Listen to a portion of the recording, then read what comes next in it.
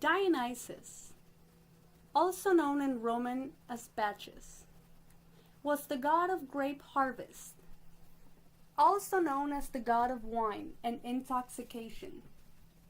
He knew how to make wine. He was also a god of fertility, the god of theater. He was one of the 12 Olympians, and he was the youngest and last god to be accepted into Mount Olympus. Dionysus was the only god born to a mortal mother. Her name was Semele. His father was the supreme god Zeus. Dionysus' birth is quite unique. Zeus impregnated Semele, and of course, jealous Hera found out.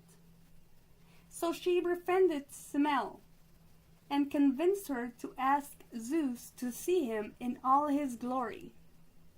Zeus begged Semele to change her mind, but unfortunately she didn't. You should know that if a mortal was to ever see a god in all their glory, they would die.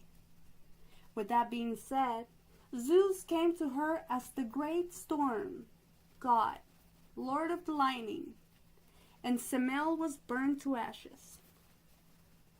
Zeus snatched the unborn child from her womb and stitched him into his thigh. There, Dionysus grew until full term. When Dionysus grew up, he discovered the culture of the vine and how to extract its precious juice. An interesting myth about Dionysus is the one of Midas. Silenus was Dionysus' old school master and foster father. Silenus one day went missing. He had been drinking and eventually passed out in Midas' garden. Midas recognized him and treated him hospitality.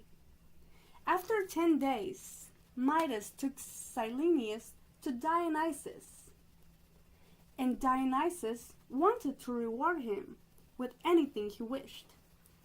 Midas asked that whatever he might touch should turn into gold. Dionysus granted the wish, and when Midas went back home, he ordered the servants to set a feast on the table. Then he found that his bread, meat, his daughter, and wine turned to gold. Midas, upset, asked Dionysus to take his power back. So Dionysus instructed him to wash his hands in the river Pactolus.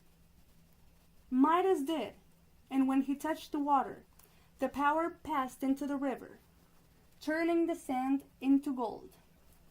This is one of the myths why the sand of the Pactolus was rich in gold. Thank you for listening.